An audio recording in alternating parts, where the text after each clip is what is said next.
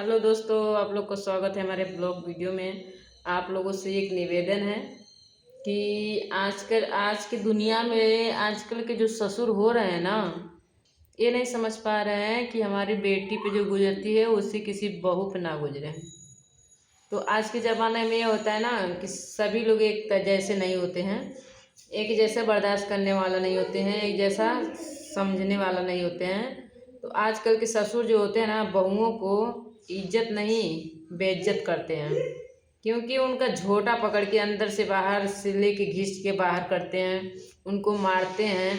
सबसे बड़ा चूतिया तो वो है, उसका हस्बैंड होता है। सबसे पहली बात ये है, अगर पति सही होते हैं तो कोई कुछ भी नहीं कर सकता है, अगर पति नहीं सही होते हैं तो सब कुछ करता है। ठीक है, आप लोगों से निवेदन ये है, मोदी जी आपको ये बताते हैं, हम योगी मोदी जी, आप लोगों से एक रिक्वेस्ट है हमारा, अगर आप लोग के पास हमारा वीडियो पहुँचे तो आप ज़रूर देखिए कि आजकल बहुएं पे कितना अत्याचार हो रहा है। हर घर में हर बहुएं मारी जा रही हैं, काटी जा रही हैं, इस पे कोई आप आवाज़ नहीं उठा रहे हैं। जितने लोग सज़ा दे रहे हैं बहुत ज़्यादा। हेलो प्रणाम। और आपसे हम एक बात कहना चाहते हैं, जो भी बात इन्होंने बोली है वो 100 में से 99% सही है। देखिएगा, सबके माँ बाप होते हैं और सभी अपने बच्चों को बहुत पाल पोस के बड़ा करते हैं, और आप लोग जानते ही हैं। तो मोदी और योगी से यही रिक्वेस्ट है, और आप लोग जितने औरत पे अत्याचार हो रहा है उसको आप बंद करवाइए। मानते हैं एक महिला है, अपना दर्द किससे बांटें किससे ना बांटें आप लोग जान सकते हैं। मानते हैं किसका पति सही है तो उसके उसके लिए सारी दुनिया सही है, और उसका पति नहीं सही है तो उसके लिए दुनिया में धन दौलत रह के क्या फ़ायदा जब उसका पति लायक नहीं है। मानते कौन सा ससुर होगा कि बहू को, किसका ससुर होगा कि बहू को घर में से निकाल के बाल पकड़ के बाहर ला के बीच समाज में मारा मारा जा रहा है। तो ये अच्छी बात नहीं है। ऐसे ससुर को तो हम चाहेंगे कि योगी मोदी की तरफ से उन लोगों को कड़ी से कड़ी सज़ा दी जाए, और जैसे अपनी बेटी को सब इज्जत देते हैं ऐसे दूसरे की बेटी को भी इज्जत देना चाहिए। और सबकी बेटी एक बराबर होती हैं। सब लड़कियां सोचती हैं कि हमारी ससुराल का बात बाहर तक ना जाए। वो छिछित घर की लड़की होती हैं जो अपने घर की बात बाहर ना जाने देती हैं। तो इसका मतलब ये नहीं है कि उसको पैर की जूती समझा जाए। ठीक है, कहने वाले बहुत लोग कहते हैं, हर एक मर्द कहते हैं कि औरत सिर्फ 5 मिनट के लिए होती है। तो उनकी गलतफहमी ये है कि जो औरत को 5 मिनट के लिए समझता है तो उससे बड़ा चूतिया और उससे बड़ा हरामी और घटिया इंसान कोई नहीं होता। ठीक है, बस हम सोचते हैं औरत घर की इज्जत है, इज्जत की तरह उसे रखें, उसको सम्मान दें, हर एक चीज़ मिले। जैसे वो अपनी लड़कियों को लोग देते हैं ऐसे बहू को भी इज्जत दें। कहते हैं कि एक लड़की को दे रहा हूँ मैं तो दूसरी लड़की को लेके आऊँगा भी अपने घर पे। तो कहते हैं कि लड़की तब तक सहती है तब तक सहने की क्षमता होती है, नहीं तो लड़की का जब, आप समझ सकते हैं हम क्या कहना चाहते हैं। पहली बात तो ये है, हम लोग लड़की लड़की शादी किए हैं, लड़की लड़की साथ में रहते हैं।